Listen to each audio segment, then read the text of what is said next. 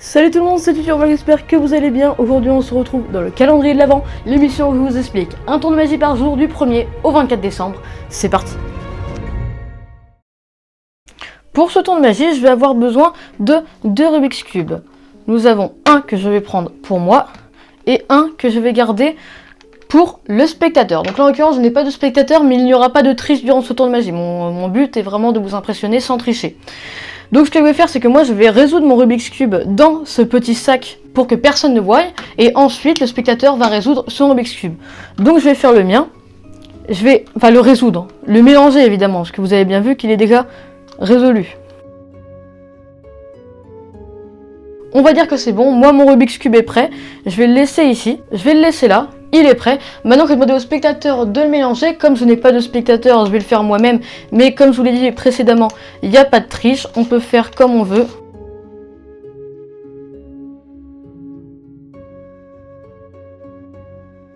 Donc voilà, on a un Rubik's Cube totalement mélangé. On fait en sorte qu'il n'y ait...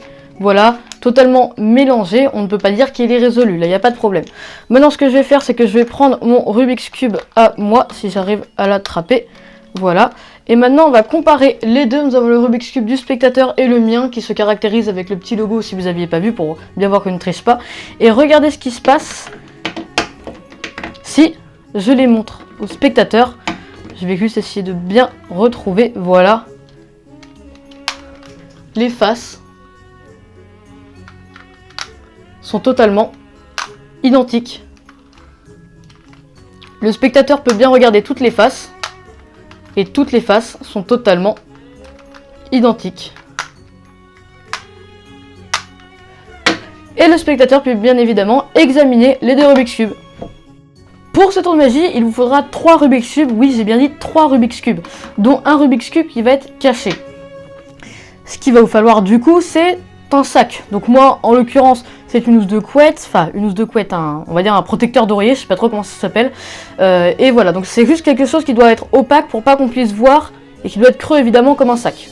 Ce qu'on va faire, c'est que vous allez désigner votre Rubik's Cube et vous allez désigner le Rubik's Cube du spectateur. Donc on va dire celui-là va être le mien et celui-là va être celui du spectateur. Ceux-là ne vont pas bouger, ceux-là vont rester là. Vous pouvez les sortir du sac si vous voulez pour le tour de magie, mais ceux-là ne vont pas bouger. Et le troisième, celui qui va être caché. Avant de le cacher, évidemment, il va falloir le faire. C'est-à-dire que vous allez faire une combinaison facile à retenir. Une combinaison que vous pouvez refaire juste après. Donc ce que je vous conseille, c'est de faire un cercle. C'est-à-dire que vous faites ça.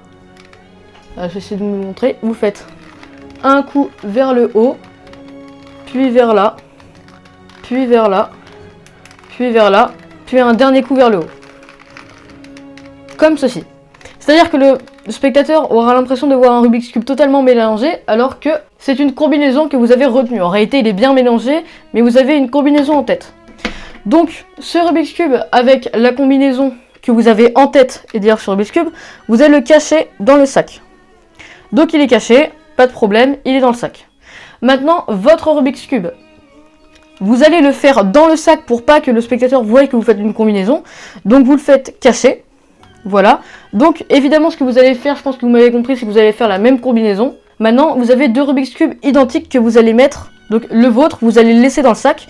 Une fois qu'il est fini, une fois que vous avez fini de faire la combinaison, vous allez le laisser, vous allez dire c'est bon, j'ai fini, tu peux mélanger le tien. Donc le spectateur va le mélanger n'importe comment, donc moi je vais pas le mélanger parce que je vais pas vous mentir, c'est très compliqué de le refaire après, surtout que lui est un petit peu rouillé entre guillemets. Donc voilà, le spectateur mélange n'importe comment son Rubik's Cube. Ensuite ce que vous allez faire, c'est que vous allez prendre le Rubik's Cube du spectateur et vous allez faire semblant de prendre le vôtre. En réalité vous allez bien prendre le vôtre, mais ce que vous allez faire dans le sac, c'est que en prenant votre Rubik's Cube, vous allez déposer celui-là. Donc vous déposez le Rubik's Cube, vous déposez le Rubik's Cube du spectateur, vous agrippez le Rubik's Cube qui a été fait au tout début du tour de magie, et vous agrippez le vôtre. Donc maintenant vous avez 2 Rubik's Cube identiques, vous avez le vôtre ainsi que celui que vous avez fait en préparation avant le tour de magie, et celui du spectateur, le vrai, est resté dans le sac. Et donc maintenant vous pouvez montrer au spectateur que les faces sont identiques. Voilà, j'espère que ce tour de magie vous aura plu, c'est que vous pouvez aimer, partager cette vidéo et vous abonner si ce n'est pas déjà fait. Les réseaux sociaux, c'est dans la description. Et moi je vous dis à demain pour un nouveau tour de magie. Salut!